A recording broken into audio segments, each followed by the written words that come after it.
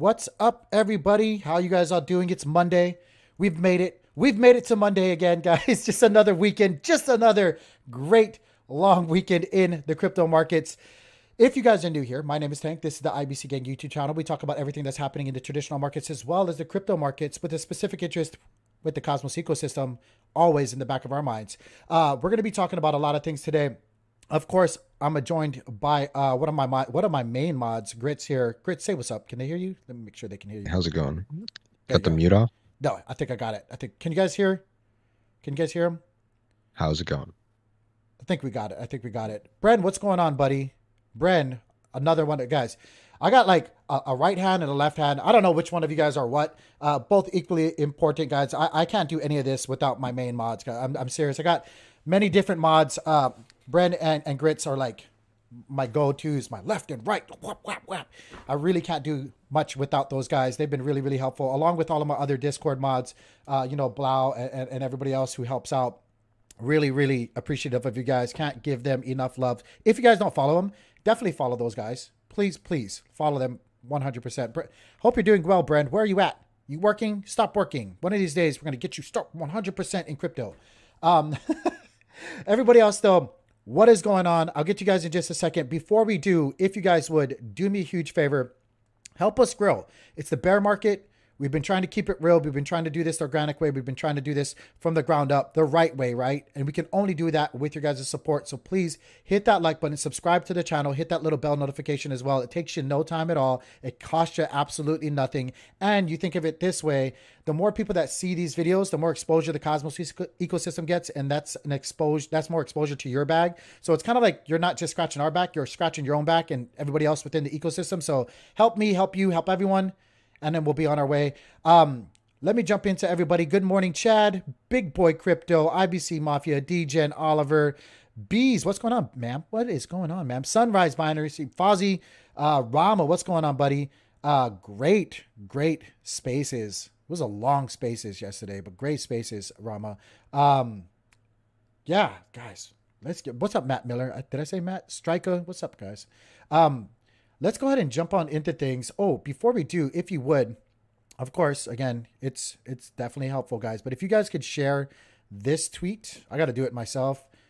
If you guys can go out and retweet this tweet, let everybody know that we're live. We're actually going to be joined by Tendermint Timmy with Spark IBC here sometime around like 9:30-ish. Around there. He's going to be joining us a little bit late. He's got things he's doing, or he's probably waking up and just still drinking his coffee. But we're going to be joined by Spark IBC and Timmy. So I'm really excited about that. We're going to be hearing about what they're working on, what they're doing, what they're trying to achieve. And then also, I think it's going to be really fun to kind of like pick Timmy's brain and kind of like see, what he thinks of everything that we say here on this channel and where we are. Because, we go over the charts, we go over investing. Timmy's more of like, he invests, but I know he's more in the development side of things. So it's always really interesting to hear devs and stuff kind of give feedback about what we do here. So I'm really, really interested and happy to have Timmy on. We're going to dive on into things, guys. Let me see here. Starting off with the Dow Jones. Again, we're on the daily time frame using Market Cipher as our primary oscillator and indicator tool of choice. Guys, let me point it out to you. Market Cipher B, which houses the RSI's momentum waves, right? Bada bing, bada boom. We now have another trigger dot right here. We now have another trigger dot on Market Cipher B showing us that we might be seeing some more price appreciation over the next couple of days. The markets have really turned around Sunday afternoon and now Monday morning. And right now it's all about sustaining ourselves, maintaining ourselves for the long haul. Can we get over and keep key levels on the charts so that we can sustain this sideways price? It doesn't even have to be a pump, but more sideways price action so that we can build with that going forward is really the real question. And again, there's a couple of things that I'm going to address going forward while we speak about the price action. That is really, really important. But again, let me show you guys Market Cipher B right here. RSIs, right? These little squiggly lines, they're lagging indicator. when you're looking at higher time frames. We're on the daily. So again, please remember that it is lagging behind. But right now they are clearly pointing back up. Both of them clearly pointing back up. We do have this buy trigger dot right here, which is a green trigger dot. And now we are seeing curvature happen again. They're not pointing, it's not curving back up like right here, but it is starting to make a rounding position right here on Market Cipher B, which is a good thing. We're looking at this flattening or this rounding bottom. Look, it looks like a butt cheek, right? Like one butt cheek, two butt cheeks, and maybe we're on our way. But really what I'm looking for is I'm looking for that momentum to carry us back up, the curve back up from the negative money flow, that red negative money wave, back into this green positive money flow. That's what I'm looking for on the daily on Market Cipher B. Right now we have 2 out of 3. Again, you can kind of see this really simply being illustrated here by this lower section, right? I don't know if you guys can see this bar, this green and red bar. That's another way to like easily see what the money waves are. Green being positive, red being negative money flow. Again, we're simply in the negative still. We need to see more green carry us through, or more buying support come through on the charts, and then this transition back into green, which again, if you're looking at it, I like looking at the momentum waves themselves and not the bar.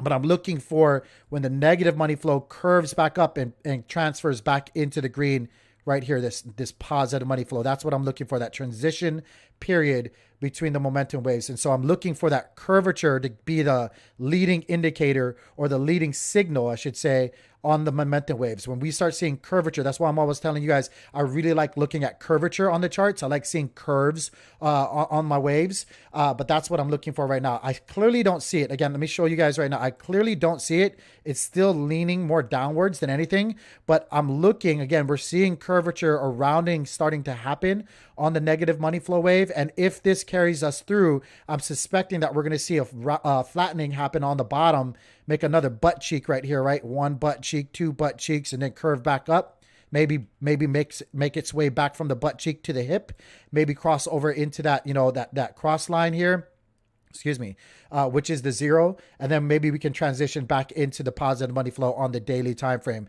That's what I'm looking for right there. On the Dow Jones though, again, we didn't hit it perfectly, but that's the name of the game. That's what I always try to tell you guys. Nobody knows where the absolute bottoms or tops are. It's all about averaging. It's all about DCAing. It's all about, just math. It's really just math. So we put out this line right here. We told you guys to look out for 30,676. We left it on there. So far, we've been threading through it. Yes, we dipped low. We came down, tested this dotted line, another section that we told you guys to watch out for. And again, if you look at that, it's really simple, right? If you look at like just regular charting, that dotted line right here, this dotted line, it's just previous tops. It's really simple. It's super simple when you zoom out. All you're looking at, guys, is before March 2020, when the big Black Swan event happened, that's the previous top. And if you just made the line and drew it straight through and projected out, because again, I'm always about, just take previous resistance or support and project out. You don't have to invalidate anything, just project out. You would have saw that this was a major level of probably support that was going to get tested. And sure enough, it sure as hell did. It came down here, didn't hit it exactly, but it came down, looked at it, wicked down to it really, really close and pulled away. So again, really easy to see that. That's why that line was there. That's why I've had it on my charts for some time. Just previous, this was just a previous cycle top for the past run up before, what happened here in March 2020. And then, we dipped back down here, retested things before we printed the most money in the whole wide world in such a short amount of time. And now we're back to where we were trending before all of this stuff happened, before all of our worlds got flipped upside down, with what happened in March 2020. So like when you think about that, I've been talking about on Spaces, and I've been talking about a few things on different streams and stuff like that. But like when you think about the global setup, the global stage on how things actually work on an economic global level, like basically all we did was go back and retest something that we should have retested in the first place with this previous run up, right? Like this was an artificially hyperinflated market run up that we saw on traditional markets as well as crypto, and especially in crypto, right? Like this was free money pumped out to everybody, speculative people just degenerating into stuff. It was the perfect storm for the markets. And a lot of people made a lot of money, but we're never going to see these kind of things again. We are basically just gone back and reset ourselves back to the trajectory that we were at. And again, I want to kind of point this out to you guys, which is not bad at all, because if you still zoom out when in doubt, go back. This is 2011 all the way back here. I can go even further. We were still trajecting ourselves up and to the right quite well, even before the very big black swan event happened and changed our world, right? Like, don't get me wrong either, guys. I'm gonna be very real with you. Every decade, there's gonna be something that comes out of the left pocket and smacks the whole world across the face. I don't care if it's like a bank. Some banks are being crazy. It was the housing market crash, something crazy, war, something. Every 10 years, basically, if you're in the game long enough, you'll start recognizing that there's going to be something that comes out of right or left field and smacks the entire market in the face. It's just a matter of what and when. It's not, it really is. Like, even in powerlifting, we used to have this saying, it's not if if you get hurt, it's when, because it's inevitable. It's going to happen. The markets need to reset themselves. They need to do stuff. And you can call it, setups, you can call it manipulation, you can call it whatever you want. You can try to make those connections and stuff like that. Just the fact of the matter is that markets need to reset themselves. Ever since we got away from the gold standard, especially, or any kind of standard, right, for the US dollar, like, the only way any of this works is if they have events, if they have resets. That's the only way any of this works. You can't print indefinitely and hyperinflate things without resets of some sort. And so again, you can fight it, you can say whatever you want, but I do want to let you guys know that, like, just expect that going forward. If you're going to be in this game for the long haul, like I've been in it for 20 plus years, not very long to be honest with you. When you really think about it, it feels like eternity. But every 10 years, there's going to be an event similar to that. And if you don't believe me, let me go to the monthly and show you. Like, again, it's really, you can go back here, World War I, World War II, Korean War, Vietnam, Gulf War. These are just conflicts. But if you just take all of this out, look at these ebbs and flows in the market. This is nothing. Again, this right here seems like the craziest time ever. And maybe, right? This is March 2020. But we've gone through very similar things in the past before. And just expect it going forward, I guess is what I'm trying to say. Anyway, let me go back to the daily right now. Let me show you guys short, immediate term. We're still stuck on the Dow Jones. It's really, really important that we get an idea of what the traditional markets look like so that we can get a better idea of what response we're going to get with the crypto markets. But Dow Jones, we came right down here. Again, guys, I keep telling you guys, look for these levels. We showed you guys the dotted line, previous cycle top, before we had the black swan. We came down here, threaded through, came back down here, tested our yellow line that we've had on our charts for some time now. Again, remember, we're on the daily time frame. We pumped up, got rejected off previous rejection levels right here, which should be expected, right? But the more that you knock on said support and or resistance, the more likely you are to break through said support and or resistance. It's only a matter of time until when you keep beating down on any kind of support and or resistance that support and or resistance gets weaker and you break through it. Right now, it's a little too early to say that we're going to break through it with force and recapture it entirely. We're just knocking on it for a third time. So 1, 2, this is the third time. Usually 3 times is what we call a lady. So that reference is probably way over you guys' head unless you guys are old like me. Once, twice, 3 times a lady. Anyway, you guys probably don't even know that song.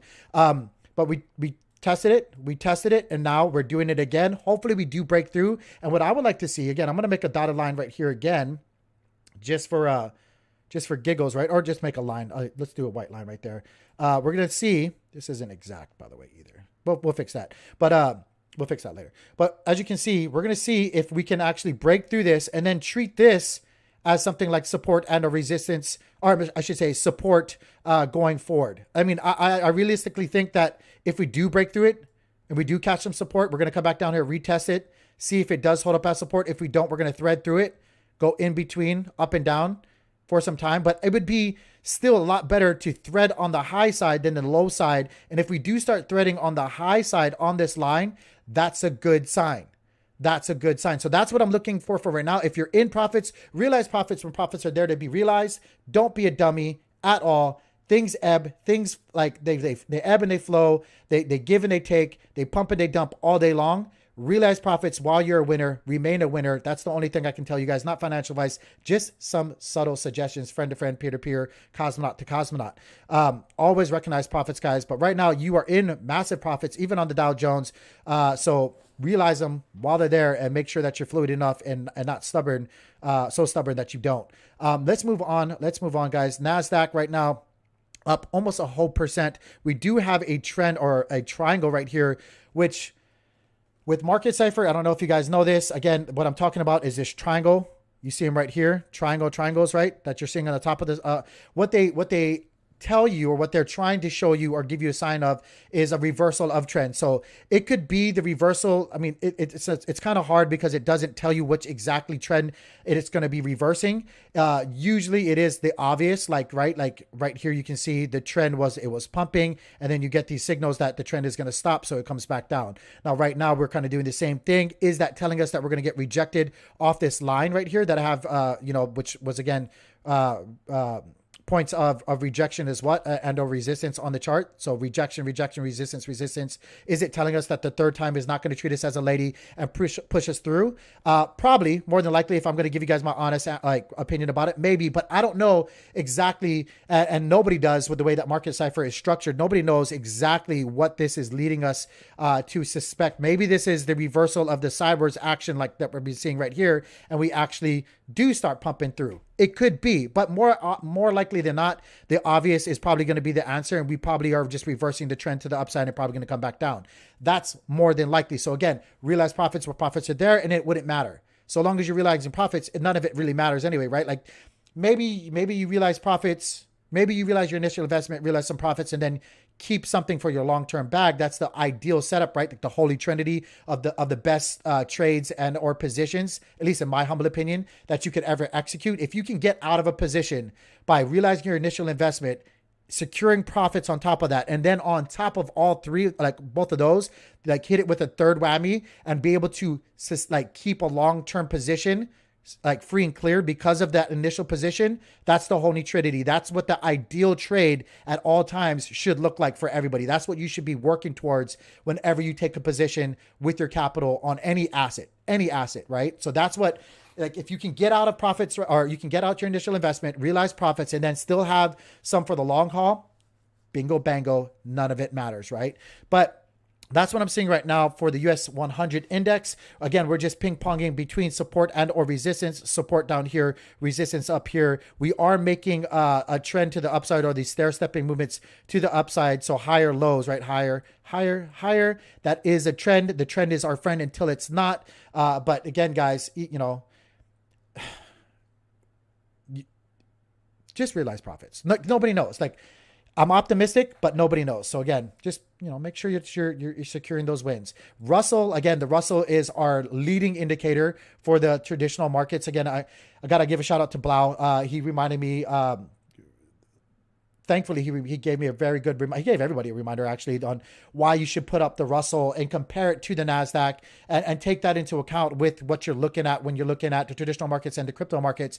The Russell, in my humble opinion, is the leading indicator for the traditional markets. And then the traditional markets are the leading indicator for the crypto markets on what's going to happen, right? Like, first look at the Russell, or you can look at the NASDAQ, look at the Russell, though. Be sure to do both while you're looking at either one of those. And then kind of like see what the Russell is doing, and the Russell will give you kind of a better idea of where the rest of the market is going to go before the rest of the market goes. And then when the rest of the market goes, like I said, the crypto market's going to follow suit with the traditional market. So Russell up 1.62. Again, remember what I'm saying. Is that a leading indicator that it is up? And now the NASDAQ and the Dow Jones is also going to pump up tremendously. I would say so. It's been working out so far. And I would say so. So, same thing. The Russell is pumping up. We do show some good signs right here, even on the momentum waves. You can even go all the way back here. And from when we had these low anchor waves down here, these double green dots as well. Oops, excuse me. Screwed that up. You can see that we have been leading. Let me go back here. Boom.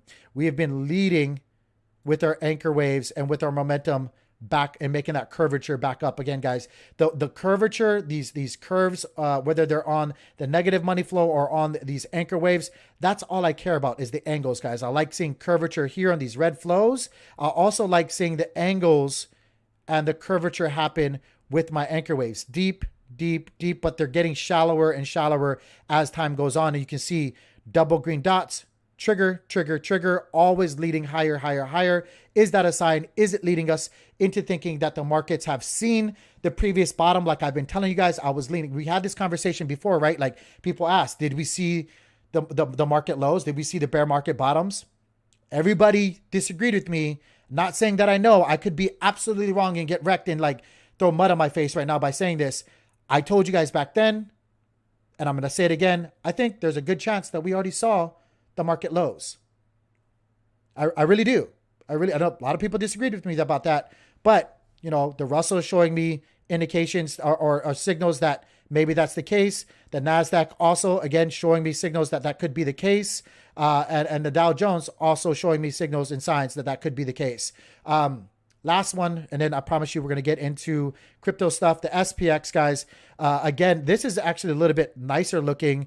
We are showing curvature happening right here with the negative money flow, still leading with the anchor waves as well. Those lower highs being made, RSIs pointing back up. The only thing I would like to see us do down here on Market Cipher B is capture positive money flow. That's what I want to see right now. If you guys take a look down here, oh, and I didn't even cover the 200 SMA strategies, right?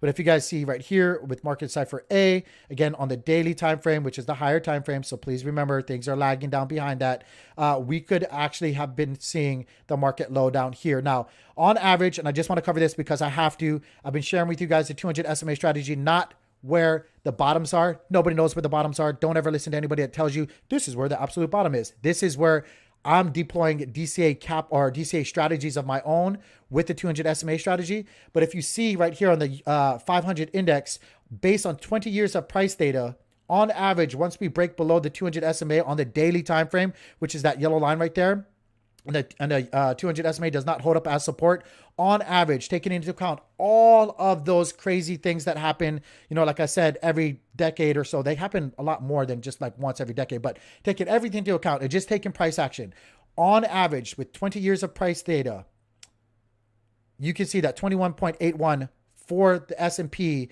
is the average total move down before we start seeing a flooring position happen. Doesn't mean that we absolutely have to get there to make it a realization, but on average, that is what the price action is telling us on the charts, that we should be, you know, maybe seeing more of a flooring action take place. So again, guys, we came down here, we looked at it. Again, if you were patient, I didn't catch the best ones on the S&P. I nailed it on the NASDAQ, but I didn't get it on the Dow Jones. I did get it on the S&P. But if you were, again, DCAing the way that I like to DCA, which is in fours, breaking up your fours into fours as well. Again, kind of confusing, right? But if you're breaking that up, you're going to be just laddering in at a really good conservative way, that where you don't have to worry about nailing the bottoms. You could be laddering in just above, just before, right below, and just underneath. And that would be your first DCA, breaking that up into fours, always reinforcing your positions with more positions while you're doing that. And then that also, you know, conservatively lowers your entry point and keeps you at a lower risk in your portfolio if you're practicing proper risk management and money management and risk tolerance. But again, guys, and then it also just takes away the emotion about trying to hit the absolute bottom with your capital, because you're not going to. You're not like, you know, a home run hitter. You're not, you know, Jackie Robinson. You're not Babe Ruth. You're not going to be like just nailing it every single time. Let's be real about it. Same thing with the NASDAQ. Again, NASDAQ, guys, 26.27. Nailed that. Been sharing that for forever. Nailed that if you had limit orders here with whatever that you like in the index, right? Whatever stock you like, you would have nailed that right there. 26.27, 20 plus years of price data showing you guys bada bing, bada boom.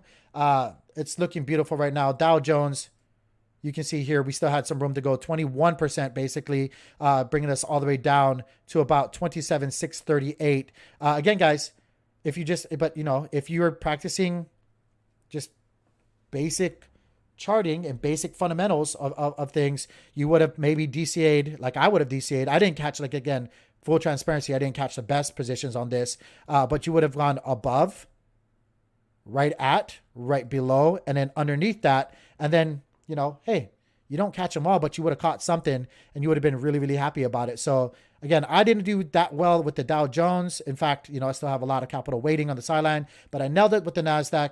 The SPX, again, caught a little bit of fly fish, caught a little thing with my with my fishing, but not exactly what I wanted to.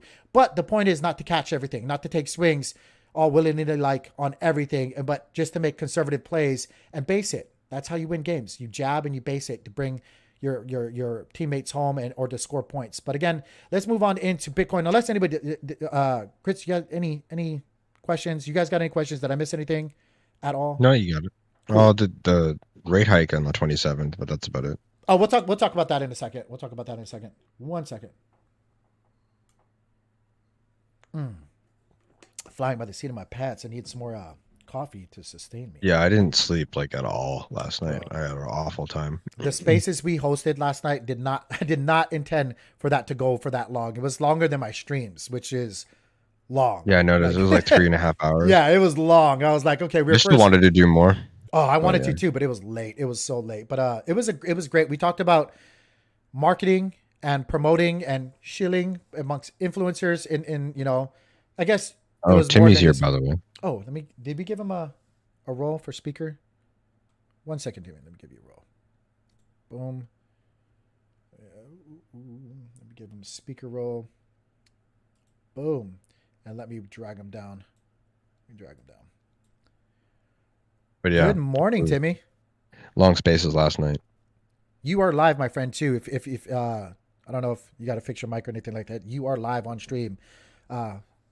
Welcome. But yeah, no, it was a great spaces. But again, I like honestly did not intend it to go that long. It just, when it happens organically, it's one of those things where you just can't miss the opportunity to keep rolling with it. So I was like, yeah, let's do this. Timmy, you are live though. We're going to keep rolling. We do this all the time, where we kind of give our thoughts about what the market is doing and kind of look at the charts real quickly before we jump on in to specifically the Cosmos ecosystem and before we jump on into Spark IBC.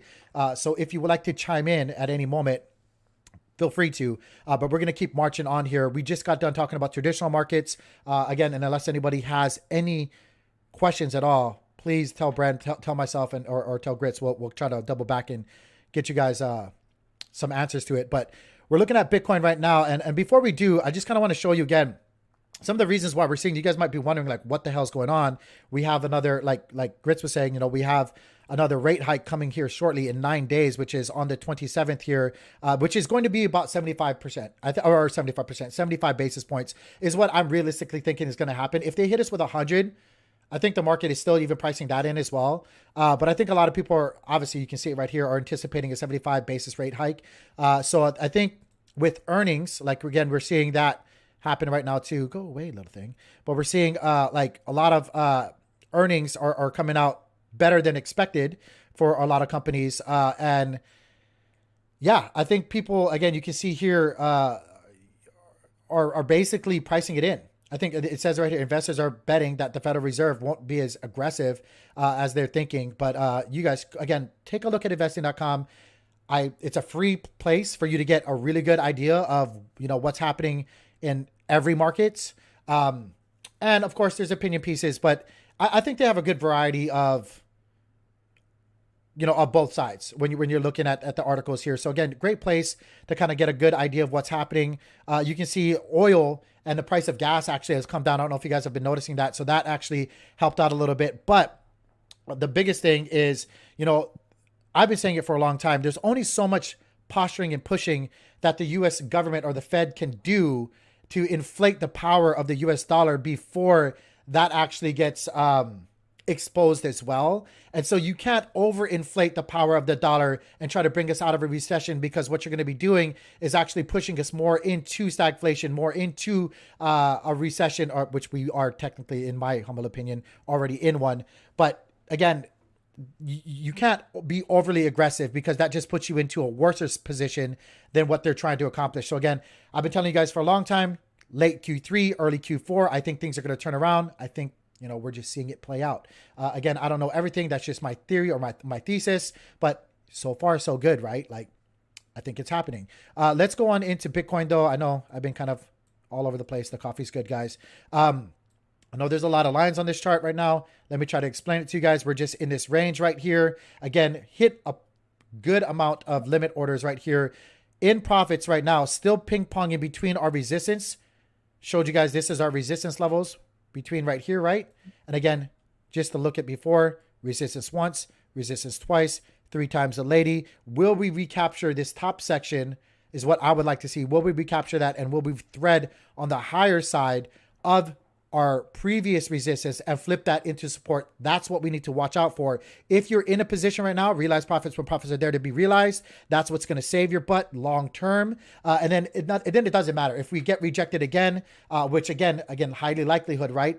Testing support and a resistance. The trend is our friend until it's not. If the trend so far has been to get rejected at resistance, like again, trend's our friend until it's not. Don't be overly bullish just because your hopium is getting in your mind and clouding your judgment.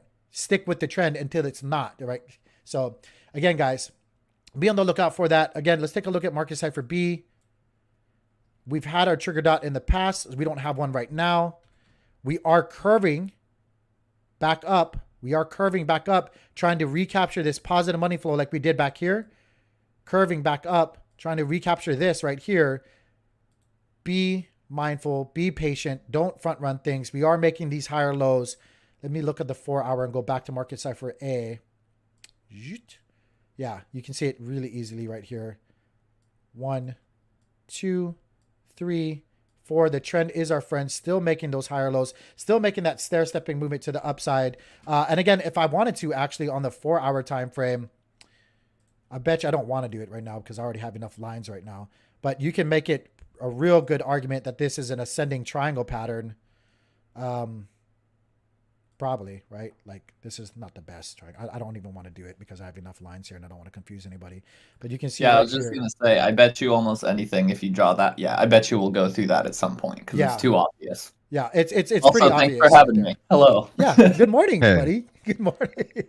Didn't want to ruin your flow early. Yeah, I get into them. I appreciate it. But no, I'm glad you're here. And please do chime in. You're thinking that more than likely, like I was just saying, that right, that's probably going to play out.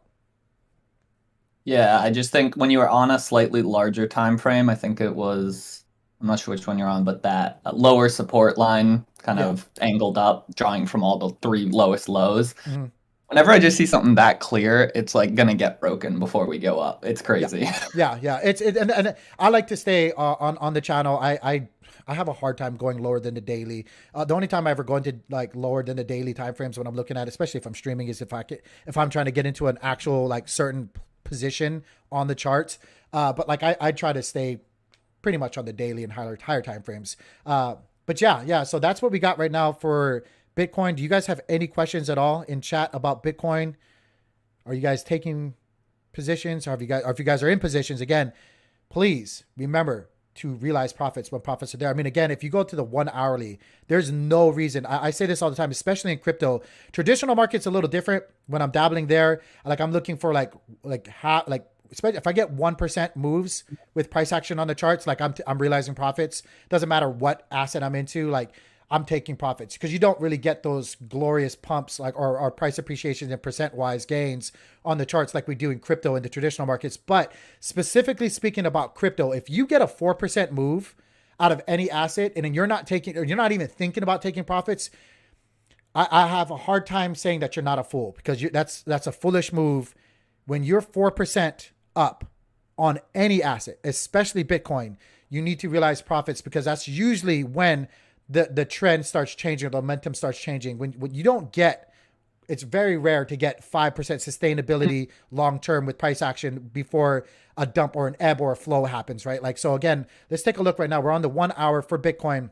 You just mean for traders, right? Yeah, for traders, for sure. Yeah. Long-term, you're investing different. Long-term, totally different. But if you're like trying to get in out and you're trying to take advantage of this volatility, like just look at it right now, 6.63%, over the past couple of hours. Again, and look, like, again, we pump up, and then what happens? We start creating these ebbs, right? They call them whatever you want, but we start getting, I hate saying these pump and dumps, but we pump up and then it comes back down. A retest, look, quite easily to see my white line right here, certain zones. So with every ebb, there's a flow. Realize profits were there when they're there, guys. That's the smartest thing you could ever do, especially if you're a trader. If you're a long-termer and you're just, you're in it for the, I think, if you're an investor, you need to be a 3-year, 5-year minimum to be literally considered an investor. Like anything lower than that, you're just like still 1, 2, 3 years is really a short time frame when you're talking about investing. But yeah. So wait, can I ask you a question? Sure. So for people who, let's say, they're doing swing trades with like a month time frame or less, why would you even look at Bitcoin? If you're just in it for trading and volatility, why not go alts? Or even just safe alts like ETH or something, you know? Oh yeah. Like if you want volatility, like you need to go to the lower market cap coins, like period, especially in bear markets. Like it's really is. And it's funny that you bring that up. It really is, to be a very good trader, which I like, admittingly, do not like trading as much as I like long-term investing. I'm much more of a long-term investor. And like, even if you wanted to paint me a picture of myself as a trader, it's still like, I take week trades or like even monthly positions that, you know, more than anything. But yeah, like even on that, like I've been accumulating Bitcoin, but I've been making a lot. I brought this up on previous streams. Like Akash has been insane. Let me show you guys right here. Like, you guys know, like, look at these moves right here on Akash. Again, this is the Bittrex, and you could have found this a little bit on Osmosis and stuff like that. But like, guys, the volatility, you want to see these price movements on lower cap coins, because then you're going to see those higher movements. And then you don't have, like, look, that's 85%. We're on the hourly time frame. Like, you don't have to be over leveraged. You could be doing this on spot, still get these higher price or higher percent movements. Like, but yeah, you definitely would much rather do this on a altcoin, like altcoins, right? Air quoting. Which I guess everything. Even I'll still, even with Ethereum, I still consider it an altcoin, even though it's unique in itself. But yeah, like you probably don't want to do it on Bitcoin. But I know people still leverage. Even in bear market, they leverage Bitcoin and they take their trades. But so I always that's actually where I was thinking you might go with it. So like that's one of the only reasons I'll use Bitcoin, because to compensate for the lower volatility, I'll just use a little bit of leverage. But I feel like it's just slightly more predictable than altcoins. You're less likely to get a totally random spike in a direction against you. Yeah, and that's it's a really, really good point. But yeah, I mean, stay away from leverage, kids. I shouldn't even say that. Like, seriously. I was just gonna say, but please, like, if you're a degen, if you're a rogue, if you're just a vagabond, and you just, you know, you do you, boo. Like I always say, you guys know better than me. You guys are just like absolute killers out there in the market and abusers. Like I always say, you need to be the abusers between your capital and your investments, and you just know what you're doing. By all means, I know some killers out there that they play with leverage and they're absolute assassins. But that's not my strong. I used to be like addicted to high leverage. I used to live stream my trading on BitMEX. Yeah. And like my name was Max Leverage Crypto. So I just put it on Max, and eventually I realized how awful that was, and then I was really just doing it for fun. Like it was an activity. It was not a wise investment choice trading, anything like that. And so now, at the most, I'll send like $10 to Bybit, maybe on the weekends, and just like play around with it. And that scratches the itch enough, you know? And then other than that, I can just do my safe DCAing, a little spot trades. I just love spot trading. I mean, and it always depends too. I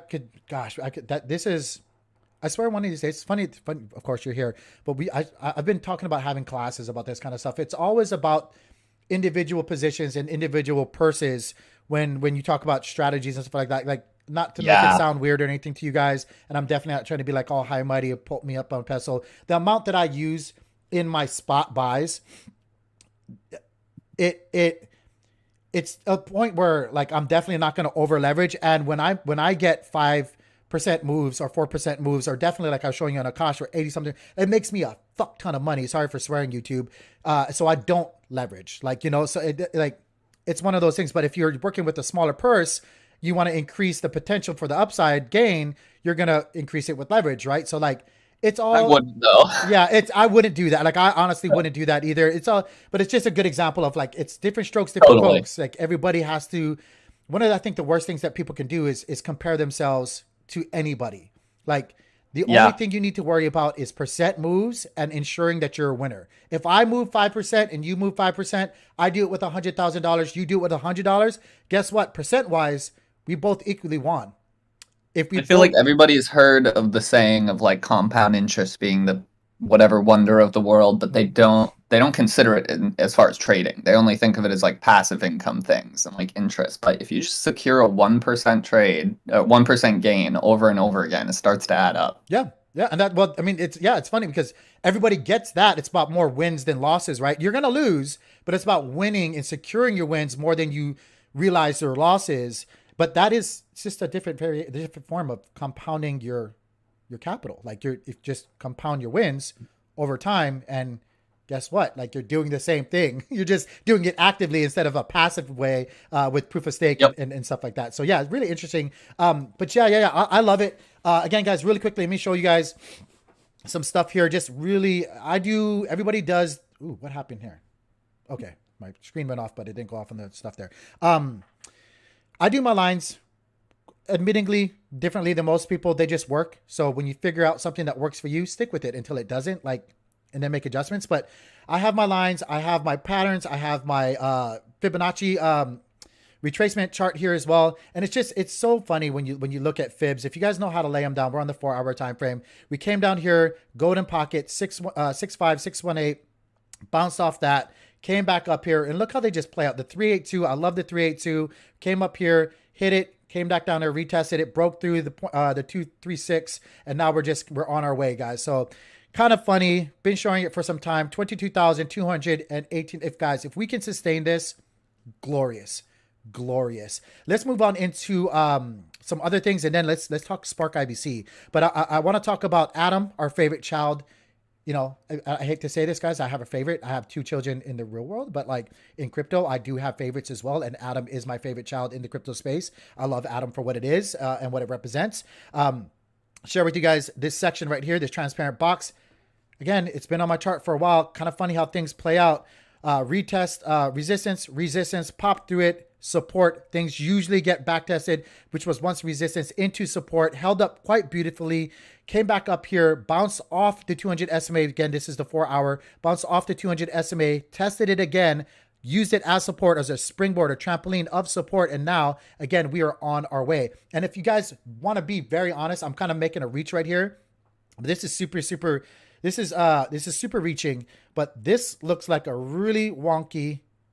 What pattern does this look like right here on the 4-hour? It is really wonky, but it's a really funny looking pattern. But anyway, let me look at down here. Market Cipher B. Again, looks really, really good. Adam is. We should call this pattern the liquidator. Yes. Say it in the Arnold Schwarzenegger voice too, the liquidator. Yeah, for real. But yeah, so right now the RSI is still pumping, pinching up pretty good on the 4-hour time frame. Let me look at the daily, making this curvature with the negative money flow, guys. I'm really excited for Adam. We've been in, look right here, guys. Market Cipher B, this big, humongous negative anchor or momentum wave right here on Market Cipher B. We have been here for a while. For a while now, and we are just now after coming. And again, let me just show you guys when you look at Market Cipher, it's really interesting. Let me go here with these anchor with again daily, right? Look how low we got. We got down to about 52 and some change on the charts. See these negative money flows? Adam has not been that low with negative money flow forever. Right back here, August 2019. August 2019. Last time that ever happened. If you guys were taking positions, again, not financial advice, but I'm bullish on Adam. Like I said, favorite child, a little bias, right? If you weren't taking positions back when this negative money flow was down to these levels, it's only ever happened once before on the charts. It's only ever happened once before on the charts. Like that was such a great place. And I can show you guys right here where we hit it. We hit 615. We had this dotted line right here. We hit it. We were prepared for more downwards momentum right here, but I've been sharing you guys the dotted lines right here. Again, right here where we bounced off as support, even further down, we had it. There are no excuses either. You have limit orders on multiple exchanges for Adam that you could have placed limit orders for and accumulated if you were bullish on Adam long term, but hit that beautifully. And now we're just on our way again. This looks great. Looks great. But again, guys, still have these limit orders open, still ready for the reversal, still ready for the fake out if it doesn't work out, and always realize profits while profits are there, guys. But right now, daily time frame, everything for Atom and the Atom or the Cosmos ecosystem, bullish. Adam just got listed on Demex. Great. Yup. Just another reason for me to be even more bullish. And again, Timmy, you can chime in too. Like, I've been putting out this content and the kind of reminder to everybody. We have like security coming out here shortly. When is that supposed to be? Like Q3? Shared security? Is that Q3? Well, I don't like putting dates on things anymore. But yeah. That's why I say supposedly supposed to be. Yo, I just want to say though, real quick thing. Like, I've tuned in a couple times here, and I'm actually usually not a big fan of like trading or TA streams, just because I think people do them in like a dangerous way. You're like a very disciplined investor, and I love the way you run these. I just want to shout you out for that. I appreciate that. Yeah, that's why I've been hanging out for months. I really appreciate that. But to be honest with you, people, I don't say this very often. I don't consider myself. I go over the charts because that's what it's YouTube. It's the game. People want to see the charts, but I consider myself more of a fundamentalist. That's what I like. I think, because like, and I've been saying this a couple of times. People think that you can't have one without the other. It's actually, the honest truth about it is TA is just a lagging indicator of what fundamentally just has happened or is happening at the time. So what you're seeing on the charts, or what I'm showing you guys on the charts, is again just a lagging representation of what fundamentally has happened on a global scale in the markets. So you actually have to have a really good understanding fundamentally about protocols, global economics, and just economics in general, to actually have a better understanding of what you're looking at the charts. The charts are just representations lagged behind from what fundamentally just happened. So I really do appreciate that, because I try to bring that with the charting that I do, and let people understand. You also have to be some sort of socially aware and politically aware as well. It's pretty hard. Yeah. Like, you got to get to a level in adult life to be able to do that. And you also have to get out of your bias. Like, regardless of what, and I don't mean to, I guess I do, because it has a lot to do with how your investment health or your portfolio or your trajectory with these investments are going to do long-term. One of my biggest advices I could ever give to anybody is take your bias and go throw it out the window. Like, as far as like your political allegiance or like your personal, beliefs. And I'm not saying like don't adhere to them. Like, stay to your standards, stay to your morals, believe in what you believe in, and that's what makes you, right? But like, be down the center. Yeah, and understand that you have to absorb what you're getting, like what it is, and that's just a source of energy, right? Like, what you feel like is happening with Russia and Ukraine on a political, like, personal level. Dude, everybody disagreed with me for months about the fact that he wouldn't move in, and I was like, pretty sure he's got no choice. You have to look at the other side of the coin and realize that that's a strong possibility. Just because you don't agree with something or think that it's highly not plausible doesn't mean that it's not possible, because more oftentimes it is. And so you have to come to that realization that you have to separate your emotions, and it's a lot easier said than done when it comes to investing, from what you're looking at on the streams, because a lot of times, more often than not, your emotions will lie to you about how you feel about something. So it's just energy. It's just information. Take it for what it is. And, again, like I always say, be the abuser, be the stone cold abuser between your capital and your investments. What I find funny about politicians too is soon people will all understand. I think most people are coming around. They don't even really care about the morals they claim about as much. They care about the market. That's really their top priority. So look out for yourself. Just believe in what you believe in. Yeah, because everyone else is corrupted to some extent. Yeah. You want to hear a funny story? Yeah. I was in my chat. I was telling everybody to build their stablecoin kingdoms for months, right? And this guy, he hit $1 million in my chat, and like, he didn't take any profit, like at all. And what was it in? Oh, it was in Mad Meerkats on Kronos. Oh, lol. So he got to that $1 million, didn't take any profit, and got knocked back down to under 100 grand. Yeah. And I bet you money that all those people that disagree with me are down 90% now, and I'm sitting at a cool like 40%. Well, I do. One thing I want to also say, again, it's not financial advice. This is just like, I guess anybody can be a life coach, right? Like I see plenty of my high I school. mean, you got to friends take that are life profits. coach. Like, but yeah, like so like life coach moment. Let's be real. Like we're all, like I come from the traditional market. It's just funny how for whatever reason the narrative and this whole idea of crypto gets so twisted in a way. Like we're here to make money, right? We're here to make fiat money. Are we not, right? Like I understand long term. No. Like no, long term we are here to stack bags. Like we do want to stack bags, but let's be real too. Like we You want need to fiat to do realize, like yeah, we still need for right now. We still need what we need, right? And like when people aren't realizing profits, I'm like, what the fuck are you doing? You need to realize profits in order to keep stacking bags. And like what you said, like stacking stables, you could do this in stables too, right? Like, the whole recent development with stables and stuff like that, it was really interesting. But you should always be working towards stacking crypto as well as stacking a better and bigger and more stable position. Yeah, stable position. That should always be the goal. They should never not run concurrently or in tandem with each other. One should never be more than the other. It should be, in my humble opinion, equally weighted in your investing. Like, man, Yeah, I like exposure. Like if you feel too exposed. That's why I'm always saying that for me, the holy trinity of the best position when it comes to taking a position, right? Like, because that's you can't just think about entering. You have to think about exiting when you're looking at the charts. The best position you could ever get into is taking a position, being able to realize your initial investment, secure some profits, and then keep stuff free and clear from that position long term. Like that's the holy truth. That's what we should all be striving for with entering and exiting any position. It's not like I'm going to grab and throw all this money at it and then F it. I'm not going to realize any profits, but I'm going to have me 50 Bitcoin. Like, what does it matter if the volatility takes you, like Grits just said, at some point right back down or below where you entered? Like you're cutting your nose off the spike. You're not playing the game for what it is. Like, the game is to secure those assets, but also secure your initial investments long term. Like to not get to a point where, again, I'm going to say this and it sounds weird.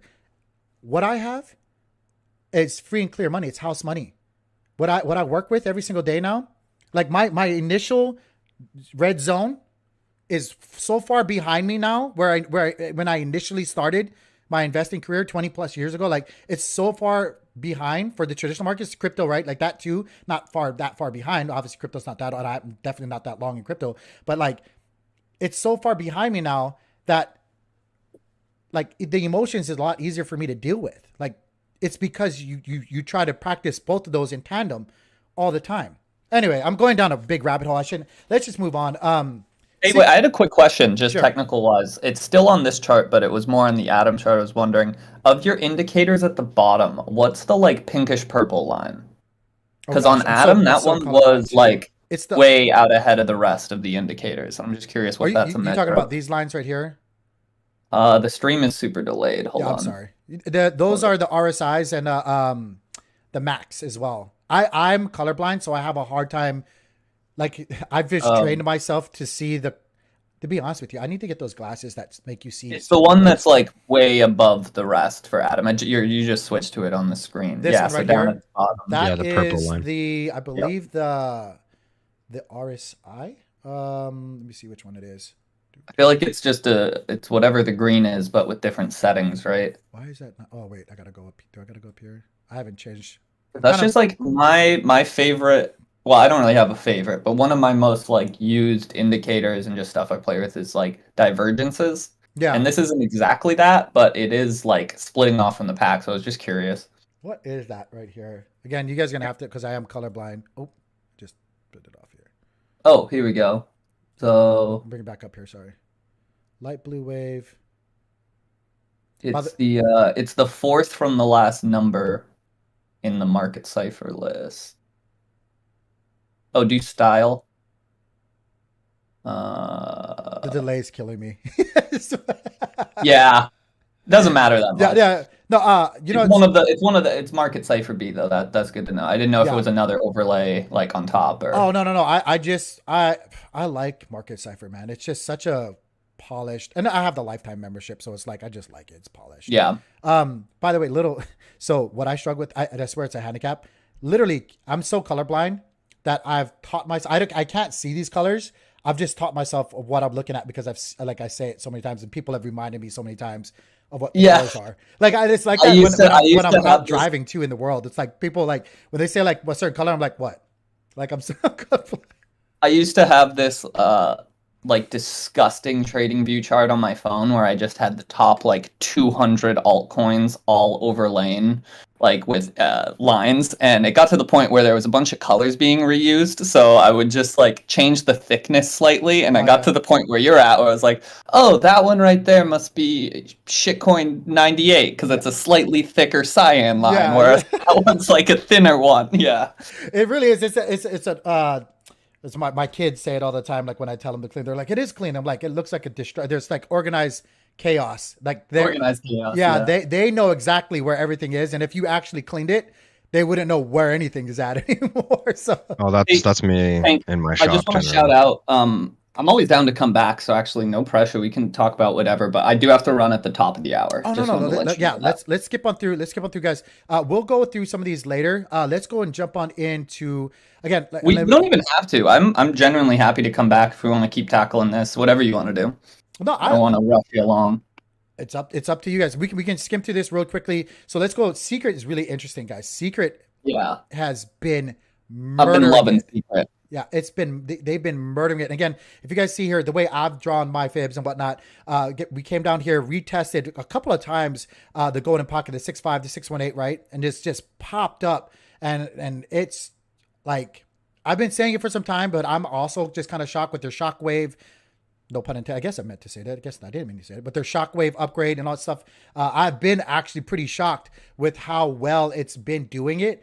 Or the price action has been doing on the charts. But to be very honest, I know Grits here is also a mod for Hydro Finance and you know some other. He's a mod a lot of different places. But I've been really just waiting for things like Hydro Finance, Shade, and everything else to really start popping off, and they have been murdering it with the moves that they've been making. Yeah, someone showed me a preview of their replacement for Secret Swap, and it looks pretty good. They have a lot of UI stuff they need to fix still, but it's coming along. Mm-hmm. I still feel like I don't have enough exposure to Secret, but it is what it is. Like, I don't buy green candles no matter what. It's a very small community. Like literally, there's not very much to play around in. There's like Sienna and a couple other things. You know. Well, let me ask you guys this. It's more fleshed out than any other chain or ecosystem aside from like Juno and Evmos in the Cosmos. Yeah, but I'm comparing it to those. So. But shouldn't you rather compare it to like? They got Alter, Shade, Sienna, you know. Right, but Juno and Evmos will never have inbuilt privacy. So compare it to Monero, Zcash. Actually, I think a privacy protocol is coming to Juno. Actually, I forget what it's called though. Anytime privacy is an afterthought and something slapped on the top, don't trust it worth a mile. Yeah. Like when they decided they were going to add privacy to Litecoin, everyone was like, cool, it's not going to be as private as Monero or anything else. It's a little bit different, and everybody says that because you know you can make a whole blockchain private, and then you can say that anything is trash after that, but that's not really true. Like, what if you want to build smart contracts on Monero? You can't. Like the way Secret works is apparently they have private smart contracts, so their chain actually isn't private. It's a little bit different. So I think that's the way everything. If you think about business, it's like how it works. Also, it's exactly the same. Like the government expects the business to report, and whatever the business does is considered private, essentially. You know, like.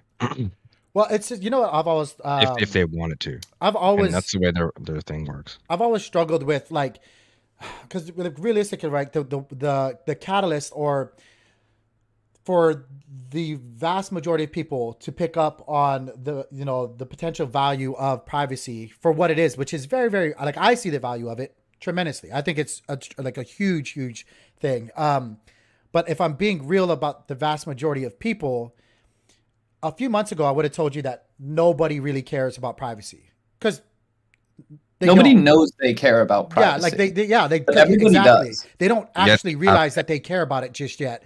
And so I think what's actually happening now, like I said, the past couple of months ago, I would have told you that. But like what's been happening recently is people are starting to figure out like they really do care about a protocol, like you said, that's not an afterthought when it comes to privacy, which was the forefront and the original one of the pillars of what they're doing.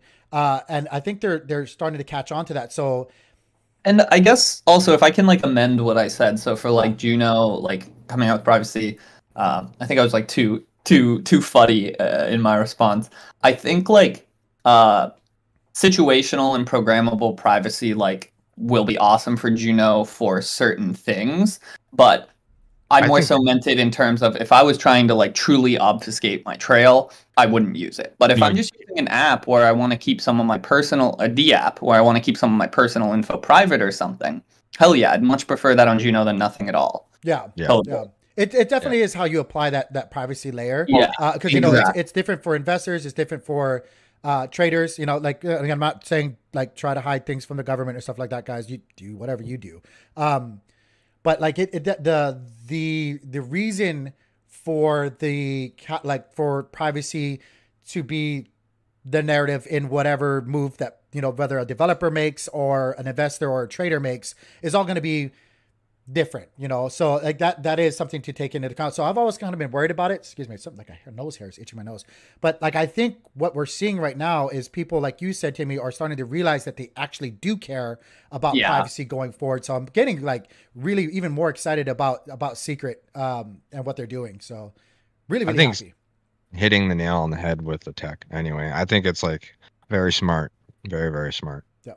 Let's move on into Juno though. Oh, actually, again, I'm curious. Like I'll just say right now, I want to see us get above the 5, which is $1.22, and hold above it. And then I want to see us slowly recapture this line right here, which is $1.31, before even thinking about $1.50, guys. I do think like if I zoom in on here, short term, this is what I'm looking for, guys. This is what I think more than likely will happen is we'll ping pong on the higher side here.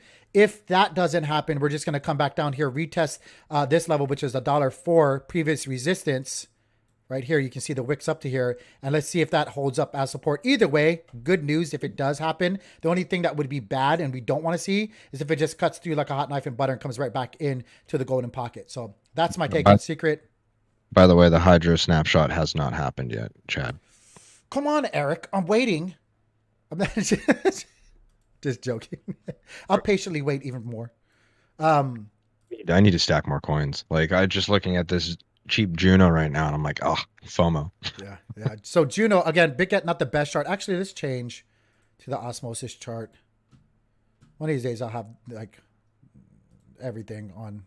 I just want my old.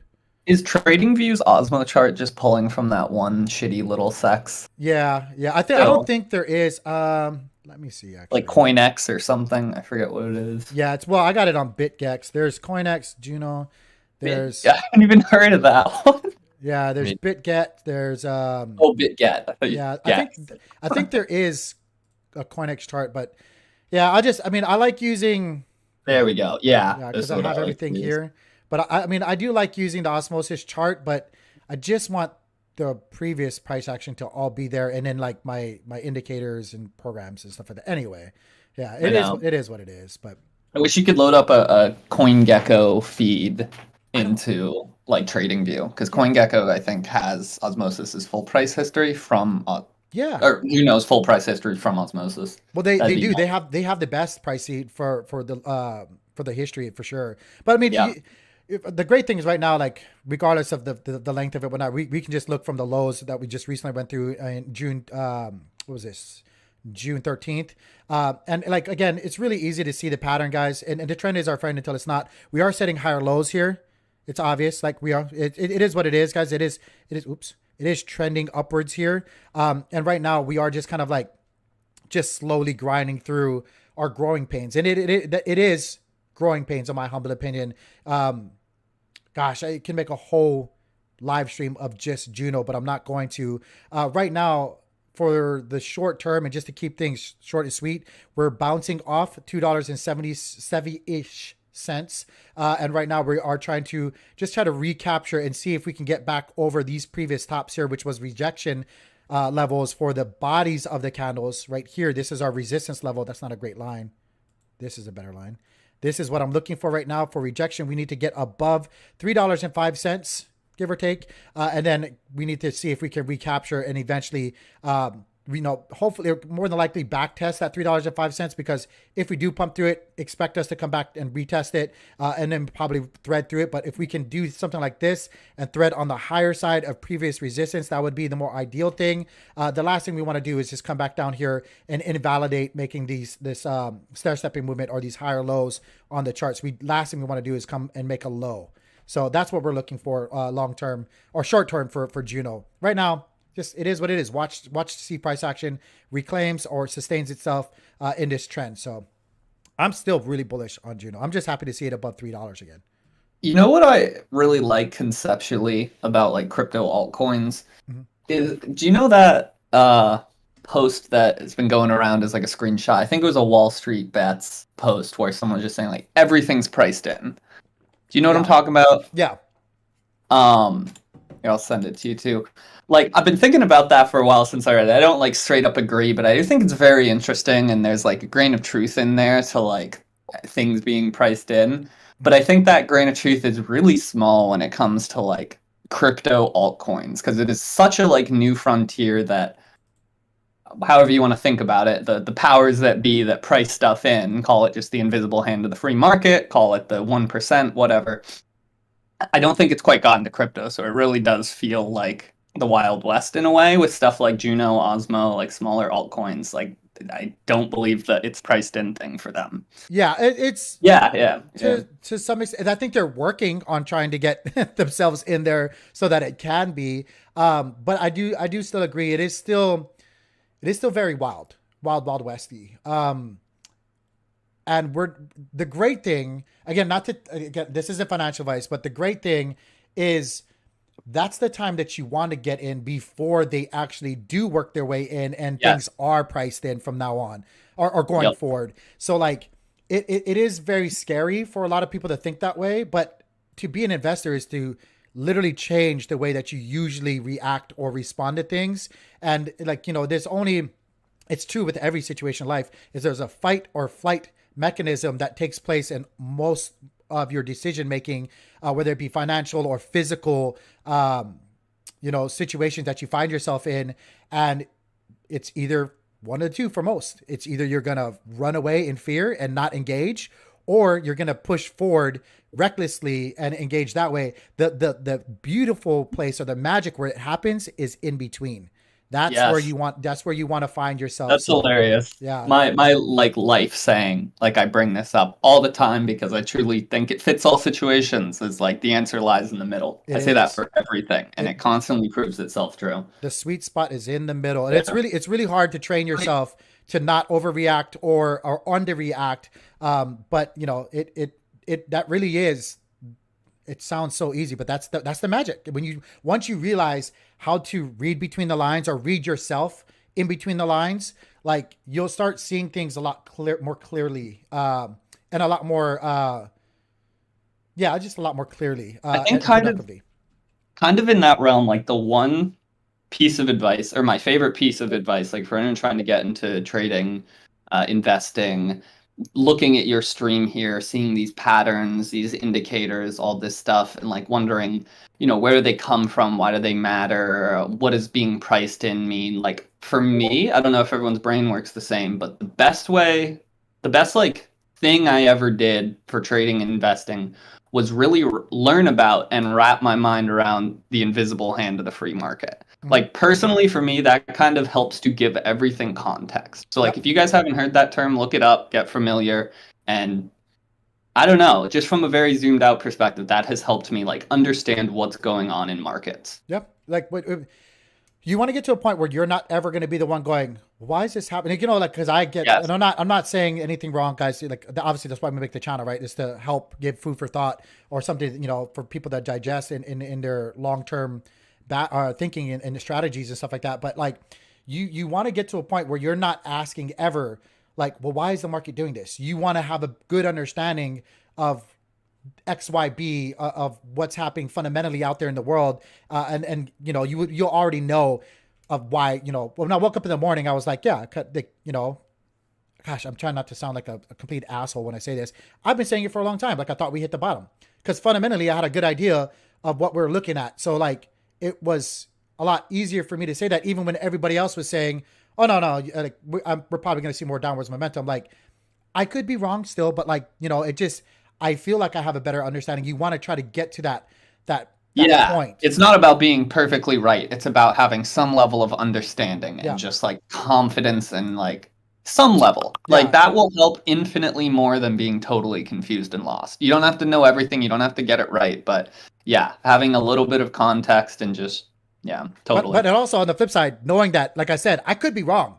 I could be like ready to put all that kind of mud in my face, but I'm also prepared for that with because I'm in between. I'm in between in that sweet spot with what I'm doing, right? Like, so yeah, again, it's a lot of psychological, that's all investing is, psychological warfare, especially when you look at the charts. You're just watching psychological warfare on the charts happen. Literally. But that's a beautiful way to describe it. It's kind of crazy. It really is. And my DCA strategy is like, it's all about war and engagement in war. Like, I say this all the time, right? Like the DCA strategy into 4, like reinforcing my positions with more positions all the time, all the way down. Like it's exactly what they do in physical war, especially in the US. Like you have overwhelming firepower, and that's how you actually win wars. Like, right? Like you always bring more to the table when you're reinforcing your position. You want to be the overwhelming force.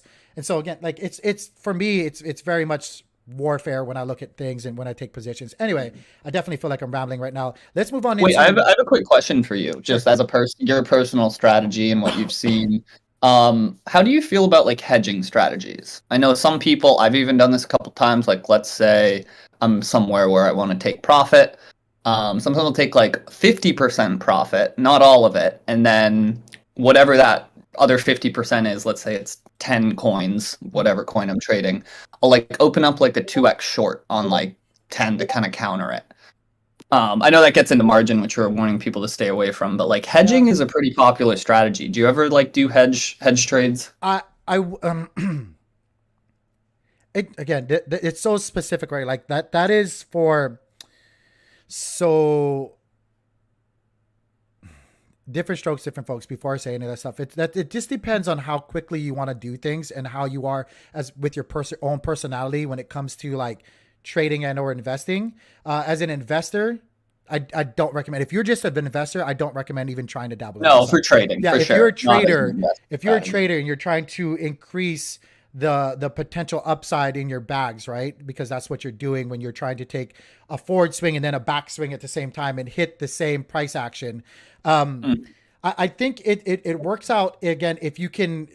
Earlier, I was saying the holy trinity of any position that I take when it comes to a trade, right, is to be able to realize your initial investment, get out with some profits, and then have that, like you said, 10 extra that you just earned free and clear to use maybe as a hedge trade or to get into a hedge trade or use some of that to kind of like backward swing on that flow, because with every ebb, there's a flow, right? If it works, if you're super, super conservative and you stick to the rules of engagement and you don't deviate from it, like which is so much easier said than done, folks. Yes, it's so much, and it sounds great, but the vast majority of people, from what I've seen, cannot do that, and they're not good at following even their own rules. So I don't like practicing it. I don't recommend people practice it. But if you're a rogue, if you're just a gypsy and you just know what you're doing and you are like a killer, because again, I know people like Blau. Blau is a killer. Like some of those guys in another private group that I'm in are just, I'm not. I just can't. But they're absolute killers. They're very disciplined. They can forward swing, back swing, and they know when to get out. And if it doesn't work out, they'll cut their losses before it's too much, and then still have. Yeah, that stuff stresses me out. Yeah, they'll still have that initial profit. Did you say flat? Who'd you say? Did you mean flood? Blau. Blau. No, Blau. Oh, Blau. Blau. Yeah, Blau. Yeah, no. He's usually in. He's one of my mods in our Discord and in the chats.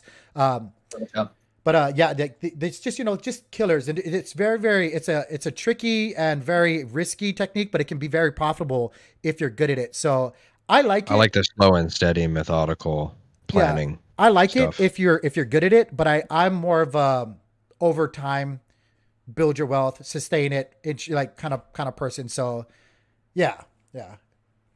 That's a really good question.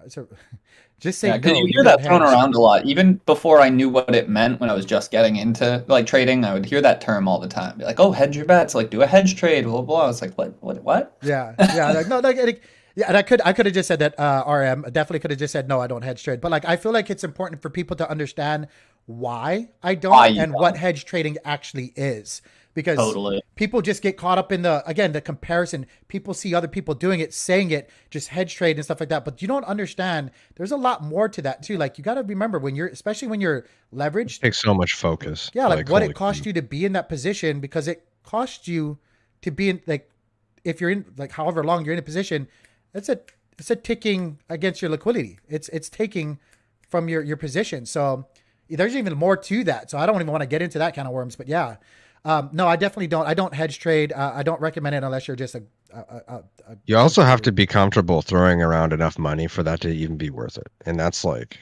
a whole Yeah, nother thing. yeah, yeah. Let's go in. Gosh, I really wanted to talk about Spark, but we have like 30 more. Do we have 30 more minutes, real quick?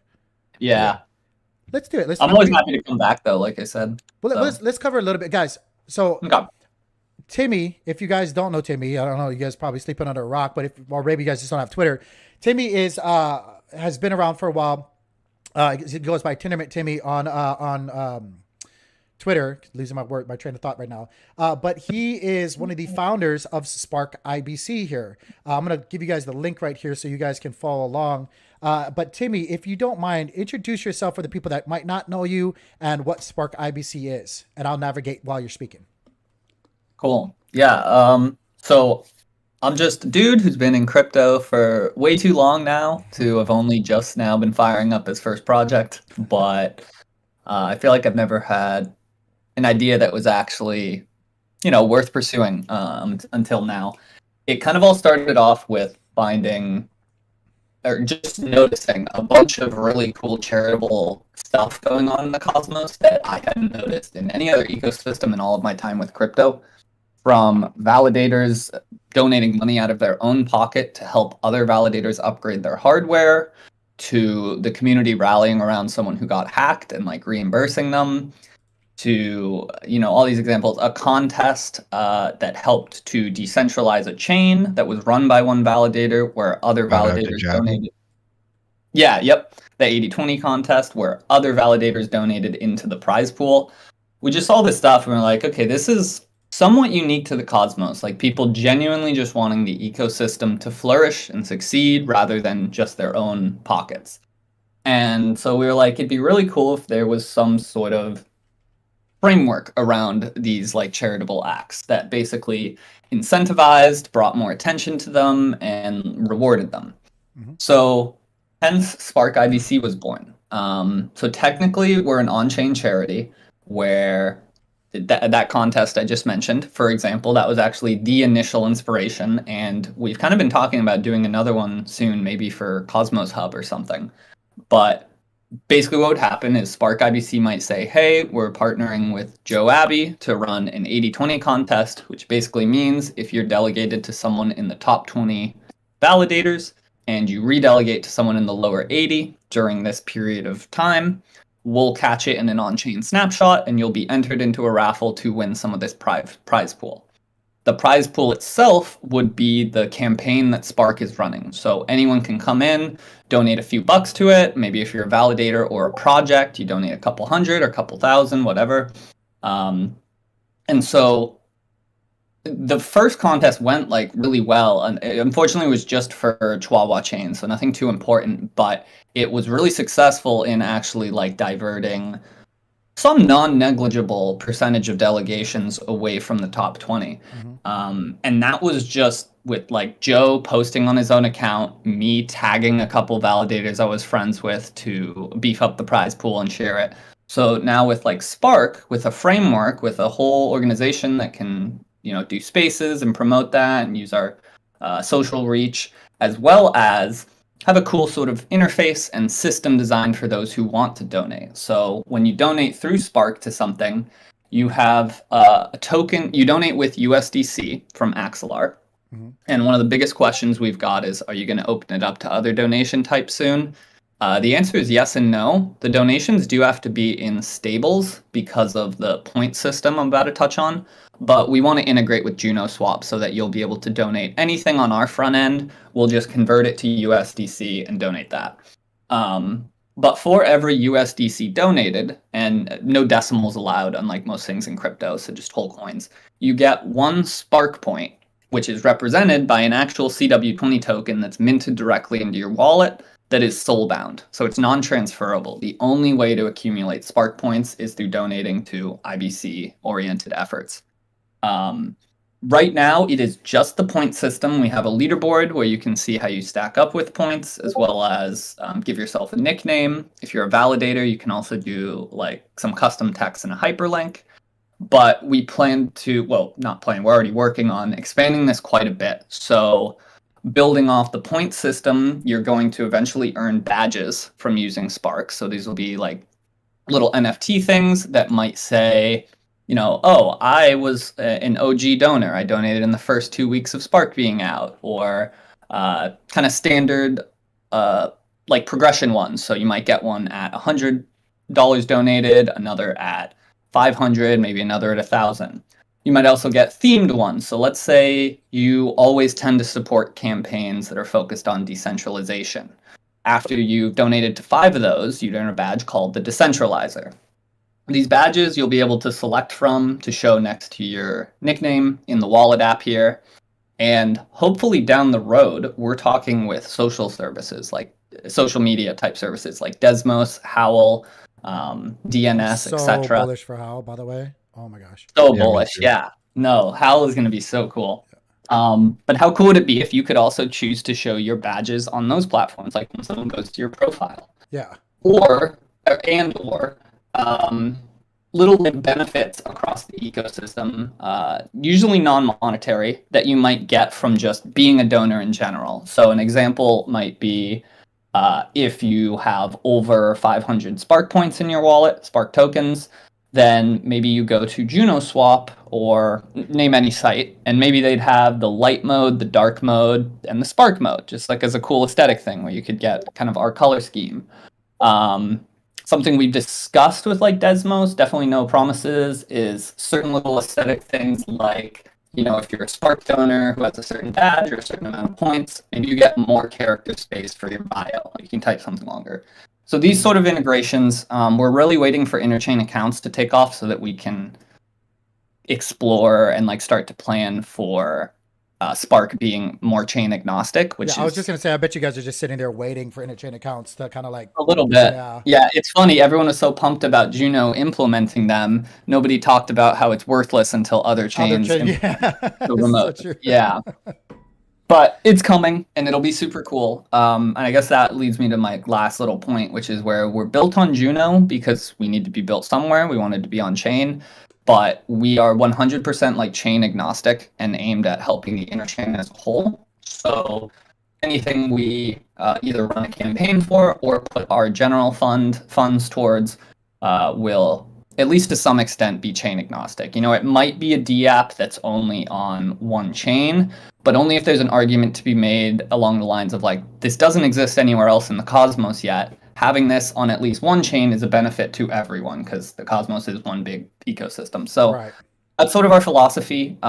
We plan to do contests both big and small. So we might just do one time that's like, raise $2,000 for a little contest, like the 80/20 contest. And then other times we might, just depending on how we grow, tackle much bigger things where we hope that projects and validators will also come in and donate and hit like a much larger goal. So we're going to run the gamut on that. As long as the community finds it helpful and it fits within our vision, we'll probably try and find a way to tackle it. That was not too short, but 10 minutes, not bad. So am I doing this right? If I want to donate $100 USDC right now, I know there's a lag. I just got to put in $100 there, and it's gonna execute it. Bada bing, Yep. bada boom, right? So long as you have the USDC in your wallet. Yep. Oh, I have $100 worth of juice. And for anyone who's curious about like how to get it, when you first visit our site, there should be a pop-up. But if you have USDC on another chain, you can use Axelar to bridge it over. And if you have other funds on Juno, you could just use Juno Swap to swap it to USDC. Oh, Tank, the stream's catching up. Thank you, my man. There you go. So cool. Did you? I'm the leader now. Dude, give yourself a nickname. Step 2. So one cool thing we do hope to integrate soon, actually, is all of our nicknames are going to be DNS based. So if you have an existing DNS, when you go to edit it, you'll be able to say, just use my existing DNS, pull from that. Or if you want to make a custom one, you'll be able to mint a subdomain for Spark IBC. So it'll be free to you, and it'll be the same process as it is right now, but you can also use your own DNS that you own, which is pretty cool. I do. Gosh, you know what? I did it. What was the one that Juno did?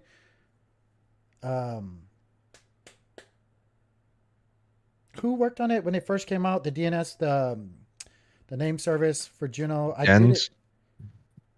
There's still. Are you wondering who built it? I forget. Who was Maybe it? I bought a whole bunch of them. That's why. I of course did IBC and crypto. Yeah, I'm gonna do that later. Boom. Oh, you bought a bunch of names? Yeah. Heck yeah, totally. Heck yeah. Dude, nice. Never given a name. Yeah, so I guess I think I said that. Yeah, there we go. Just a note on people, so what Tank is donating to right now. So at the moment, we don't have a campaign that's live because we are kind of in the midst of one. So for the past 4 weekends, we've been running live workshops.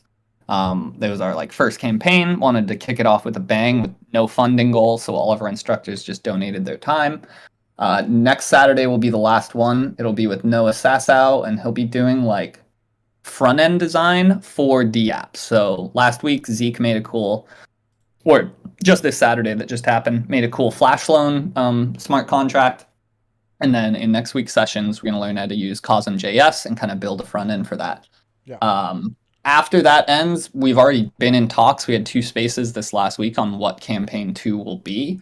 So just stay tuned to our socials and Tank, and hopefully we'll have that for you soon. Our next official campaign. The general fund, it's kind of what it sounds like. It's more like a traditional charity where you're just kind of saying, I trust Spark IBC to use this to either supplement campaigns that maybe fall just a little bit short of their funding goal, maybe to use for little contests here and there, to pay volunteers, just sort of odds and ends. Yeah, I think, and you guys have already done so many, the campaigns that you guys have already done, which were for free, which was amazing and so valuable already.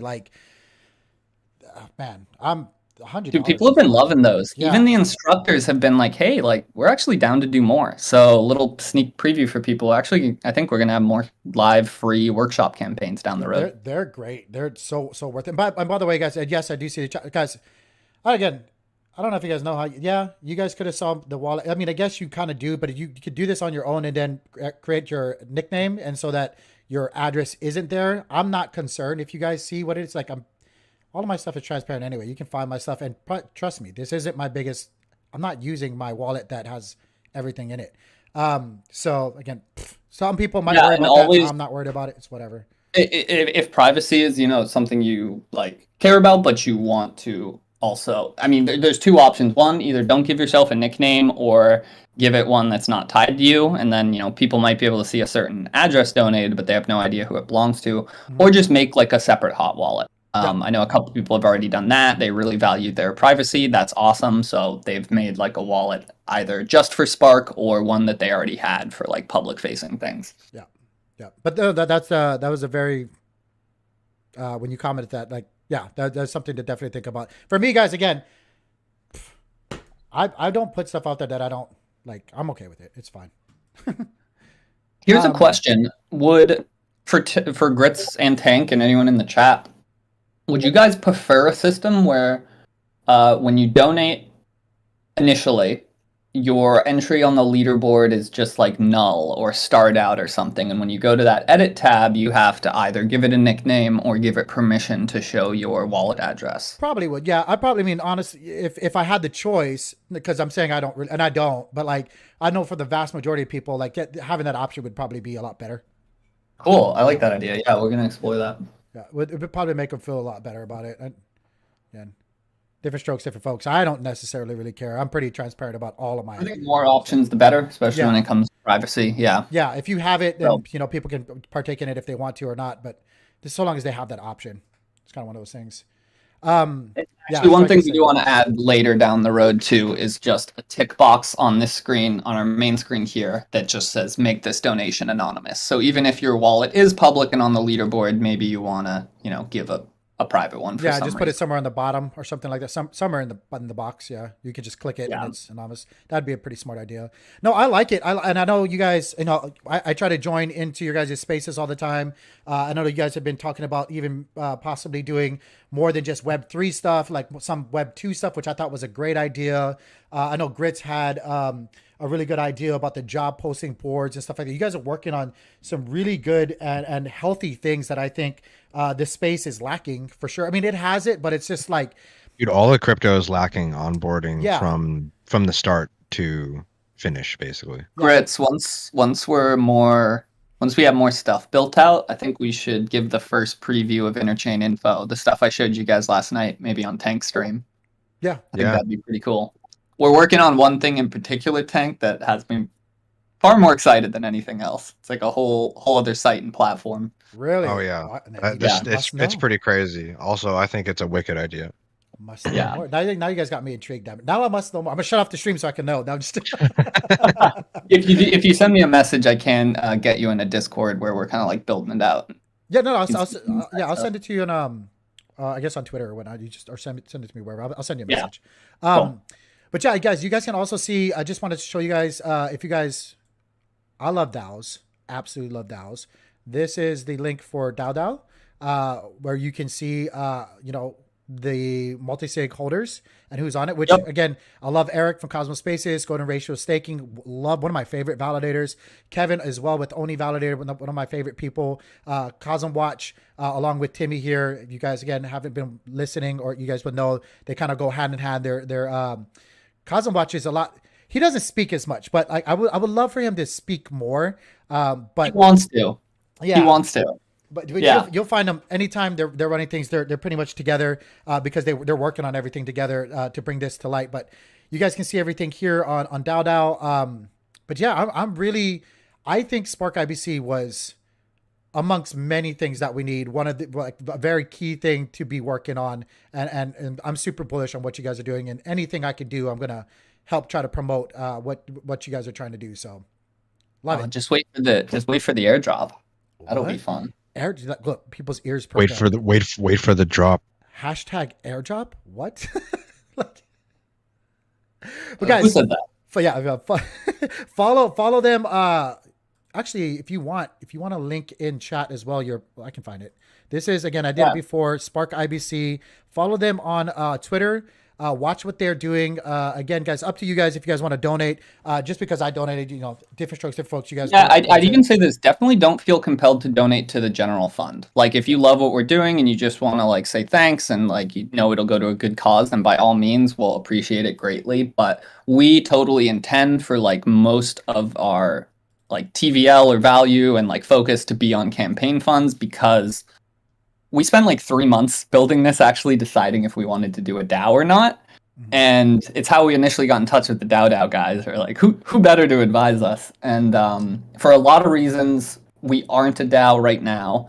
And to partly compensate for that, we want our campaigns to be like, when you look at the campaign details, you get all the info that's needed. So you know exactly where the money's going. You know exactly what the goals are. You can follow it. You can see. And that way you can make your informed decision on if you want to donate your money. Yeah, but this is a good place to again, you can kind of see who's managing it and who's where the health is. And these are all, in my opinion, and you guys know me, if you guys watch my channel, I'm very opinionated and critical. Whatever it is what it is. I like I said, when I said I like each and every one of these individuals, I really do. So again, and I wouldn't have obviously brought Timmy on or donated my own money if I didn't believe in it and if I didn't think that they were genuine. So I absolutely love, again, what you guys are doing with Spark IBC. I'm on board to help do whatever I possibly can to make sure that this is a successful endeavor for the long term, because I think it is a healthy thing for the entire Cosmos ecosystem to have something like what you guys are doing within our ecosystem. So yeah, peace, guys. Please follow along, follow them on Twitter. Are you guys ever going to get into doing YouTube stuff like yourself, or are you guys just gonna kind of stay? Probably. I mean, so the recordings of all of our workshops are going up on YouTube, so we do have a channel. Okay, that's what I was wondering. Yeah, and I definitely think just between our own content we might want to make and future campaigns that we raise for that might have some type of recording or video element, yeah, we'll definitely keep up with our YouTube. Brent, I'm sorry, I'm laughing. I was reading Brent. I didn't even see that when I typed in Timmy. I don't know. He's saying the first thing that popped up was Timmy Thick. Where were you searching? Google? No, Twitter? I was sharing your. Does it do it again? No, I don't see it here. Timmy. It does. If I type in Timmy, I was looking for your thing to share, and the first thing that pops up is Timmy Thick. What are you guys looking at on Twitter? What is the algorithm looking at on Twitter? It's so funny. Oh, guys, I've absolutely loved today's stream. Cool. Timmy, thank you so much. It's almost 11 o'clock. Thank you so much for joining us. Guys, again, follow Spark IBC. Hopefully we can have Timmy them here more often. We can get more campaigns going. We can get more traction going with Spark IBC. And speaking of DAOs, like I actually probably do need to talk to, or at least pick your brain about some things that we're working on. If you guys don't know, right? Maneki. Super, super interesting about that. Can't say much more. Yeah. But yeah, like again, yeah, I love talking DAOs. Yeah, we're gonna be talking DAOs probably here soon. But guys, the mint's still open. Before I close out, little shameless shield. The mint's still open. We're almost at 15%, which is mind blowing to me. And the other thing that is just absolutely mind blowing to me, and hopefully I don't shoot myself in the foot. There's still 0 Manekis on the market. People, the HODL game is strong. People believe. I'm so happy and proud of what we've produced and what we've done so far. And I cannot wait for this mint to be over so that we can push forward and you guys can hear more about what I have planned or what we have planned for the community. Because again, the minting out was never, it's not about minting out. It's not about it at all. So I actually want this to be done with. It's killing me inside. I want it to be done with. I wish it could have been done with last week, but we want to give people the benefit of the doubt. Some people get paid on the monthly or bi-weekly schedule, and I want to give it adequate time to kind of do its thing. But we're going to close it on the 1st of next month, coming up here shortly. How many months are in this? 30? Is it 31 days? 30 days? How many months? How many days? I mean, is it 31 days this month? So on the 1st, we're going to close it. We're going to do giveaways. Again, guys, I did it live on stream, which was mind blowing. But I personally have one of the most rarest Manekis, and I'm going to give that away to a Maneki holder. I don't know how that's going to go. Like maybe we just swap. I don't know. Just give it away. Yeah, I think it has to be kind of like a swap or whatever it is, because there can't be a free floating one, whatever it is. I don't know. Figure that out. But, and then also on top of that, guys, we're going to be giving away once it's done. This is me personally saying thank you, not from the Maneki project. So it wasn't a guarantee of anything like that. This is just me personally saying thank you to you guys. I was able to mint this goddess Andromeda from Maria's Women from Cosmos NFT mint to one of the lucky minters that holds an NFT, our Maneki NFT as well. So kind of just my way of saying thank you on top of everything else for believing in the IBC, believing in the Cosmos ecosystem, and being who you are. Again, this is a project. The Maneki project is a project which I consider to be the people's project. This isn't like my project or anybody's project. There was no free Manekis. There's no nothing. This is the people's project. And I'm just so happy about what we've accomplished and where we're at right now. So be on the lookout for that. If you haven't already, maybe consider it. I can't tell you what to do, but maybe consider it. Can I drop like maybe some cool alpha and just a thought as well? Yeah, for sure. So this is nothing Tank and I have talked about, so not implying anything, but this is the first Tank's hearing about it too. Something we should explore. We should talk about offline. I think we have a couple collections that we're already partnering with to do something kind of mutant ape style, where some of the badges you can earn on Spark, you'll be able to fuse with your existing NFT to get a unique one of one, like created from the two. And maybe we explore something like that with Maneki. That is super interesting. That is definitely a topic that I would want to explore and go That further. is such a good idea. Yeah. It's so cool. It's like the coolest thing I've seen in NFTs. I really like. I think it's like what a Bored Ape, a mutant serum, and it gives you a mutant ape. Yeah, but your idea is so much better. Yeah. Like you can adopt any like NFT project on or onboard any kind of, you know, what is it? Target audience that way. Yep. I am kind of, Yeah, I am kind exactly. of, my cute little kittens are going to get mutated. What are they going to look like? When... We'll keep them cute. They turn them into ninjas. Yeah, little ninja. Ooh. Little. All right, I gotta get running, guys. But Tank, thank you so much for having me. This has been awesome, and I'll definitely be back. Timmy, I appreciate you, bud. I appreciate you. Yeah, for sure. Sweet. All right, everybody who tuned in, appreciate you all as well. Links in Spark IBC bio and all that. But yeah, thanks so much, man. We'll be in touch. For sure. For sure. See ya. See you, Grits. Later, bud. Peace out. And also, guys, while he's leaving, I do want to let you guys know, anybody that's watching later that didn't see the links that I put on the live stream, I do have them in the bottom section below. So if you guys want to see it, it's just important links. I did link Spark IBC and Timmy's Twitter handle there as well. If you guys want to know more, if you guys want to get involved in that, or like honestly, the campaigns in itself, if you guys have ever wanted to like learn Cosmwasm, you guys have wanted to learn DAOs or any of that stuff, or like even they had the first one was running a validator, which was insane. Like if you guys ever want to learn that kind of stuff, like check them out, because like there's not really any other place that you can go that's not a hassle to figure out, that you can find that information like Spark IBC is presenting it. So super, super cool. But again, guys, yeah, we're kind of wrapping up. It is almost 11 o'clock. Maneki's still open. Maybe consider grabbing yourself one. What was the price? Let me look real quick. What was the price point? At one point, you guys, the stars, you guys could have bought it for, what was this, 15 minutes? Oh, yeah. You could have, when it could dip down to like 19.6 for stars. Is this the fifth? No, this is the 1 hour. 19.6. Ooh. But yeah, looking good, looking good. But before we do, is there anything that you guys wanted me to cover before we end the stream? Any tokens at all? I know we kind of skimmed over a couple of things. You guys want to cover these charts real quick? Juno back below $3. Oh, no, $3.06. Why did it say that? $2.94. Is it? Which one is it? Pick one. Let me see here. It's really interesting. Do you think the Comdex thing? I don't know. It's pumping too. Like it's doing fairly well. I was wondering with everything that just happened with the drama on crypto Twitter with Comdex, and I know exactly what went down with that, by the way. what? Tell us. You must know. Well, everybody knows that Rhythm had to do surgery and stuff, right? Yeah. And he's been out, and he's like their main marketing guy. By the way, And he Rhythm, also- hope you recover well, man. I really like Rhythm. Yeah. Guys. Yeah, he's a fucking sweetheart, really nice guy. Better, Brad. But yeah, he is out on surgery and other problems, stuff like that.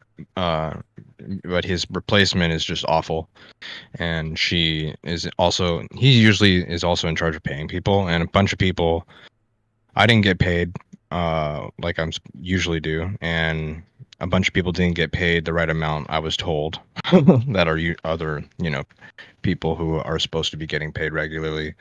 And I think she might have been doing all this hiring for these influencers and stuff also. And she just, when she wants something, she can't speak a full sentence, and she gets frustrated with people. So I'm refusing to talk to her, and I have blocked her, and she can speak to me through other community managers.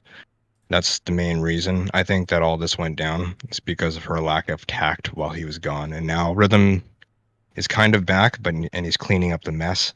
And with, Siddharth on Twitter and stuff like that, it's just, I don't know. Unfortunate. It was a very interesting situation. Like guys. that guy doesn't need it. Like too much stress. Yeah. Like this is actually, I don't know if you want to call this a cup and handle. This is kind of like admittingly reaching as well. Sorry, I'm listening. I think that was a very interesting thing. This again, a lot of these look this way, but like on the 1 hour time frame, like it's really reaching because it's not exact, but there's a couple of patterns here. I don't know how much I want to put much weight into any of these two that I'm seeing. Regardless, right? Like the main thing, like even if you don't want to build patterns or try to connect patterns, because like admitting, I think a lot of people like the pattern is, or connecting is kind of reaching right now. The only thing you really need to worry about is like we had on the 1 hour time frame, right? Like we had resistance before, boom, boom, boom, boom, boom, boom. We broke it long term. What I want to see again, it doesn't save, so I don't even know why I'm trying right now.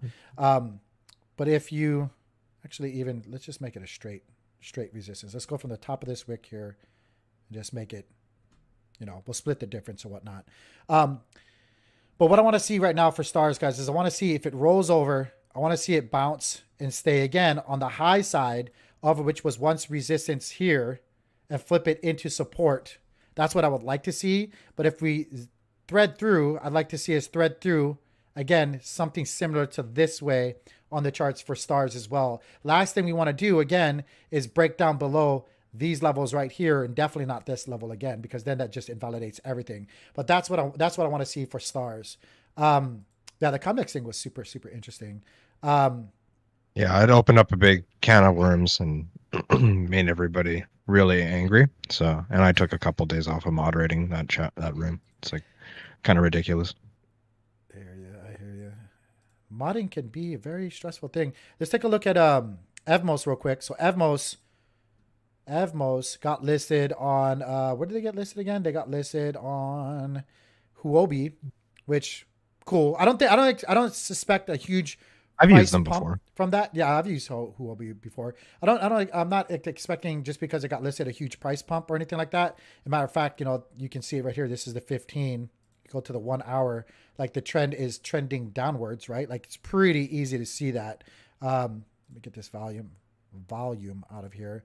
And like I'm not even wasting my time making this nice or anything like that. I'm just going to start it from there. Again, I'm going to hit it. Also, I don't like exchange listings don't really matter because, the coin usually has to give the exchange liquidity anyway, so it's not really. Yeah, it is. It's a very interesting. Yeah. But like, okay, if you, again, see how I went from the 1 hour, I didn't even mean to do that. I went from the 1 hour to the 4 hour just to get a better idea of how I just laid that line. And I went from the top of this wick to this wick to this wick. And I'm just literally being very honest with you. I'm just splitting the difference between it. You don't have to go like exactly. And anybody tells you have to lay it exactly, foolish. It's BS. Like you lay your lines the way you want to lay them. For me, just by glancing at this, which again, I could ultimately probably do better, but I'm just taking the top of these wicks, top of these wicks, which is previous resistance basically, right? Or the vast majority of it. And then look how this adds up wick, how it just lines up. Even though these went through, we wick, they still holds up. So until this trend actually gets broken to the downside and we actually start just going sideways or reversing back up, the trend is your friend until it's not. So we could just keep on going downwards like this to the low $1.50 range. Like it's inevitable, right? Like how long is it going to stay the way it's been staying? It's at some point. I don't know. Evmos has been surprising the shoot out of me as well. Sorry, YouTube. I'm swearing so much today. But yeah, like maybe this is like, if you look at this section right here, right? Like maybe this is the lower section of the floor. Maybe we do like our golf club and we kind of trend within this section right here. If you wanted to make, that's not nice either. If you want to make that right there, which again, is not the best, maybe we come out of it. We're breaking out of that triangle pattern. I don't know. It's a little too early to tell though. Seems like Osmosis is undergoing spam attack at the moment. Some validators removing 0 fees in response. Really? Oh no. Abort. Let's see here. Oh no. Let me go back to the hourly. Still. Osmosis. Man, on the hourly, on the 15-minute actually. Guys. I hate using I just want a better chart. To where we are now, 23% in the past 4 days. Amazing. Amazing. Ooh, I got to check that out. Any other tokens you guys want me to cover real quick? Let me check out Akash. Akash has been flipping me out too, so.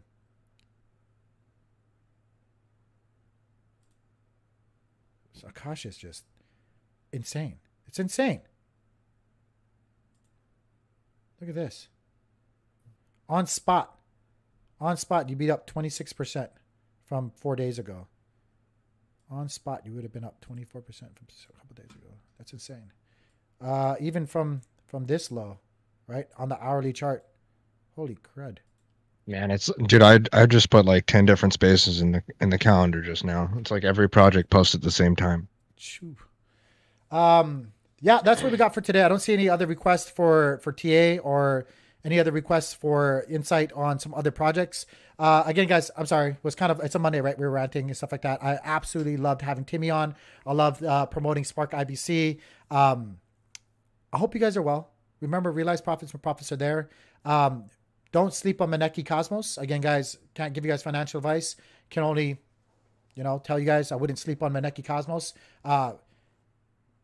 Working on things right now to see this going forward. Join us in our Discord. Follow us on Twitter.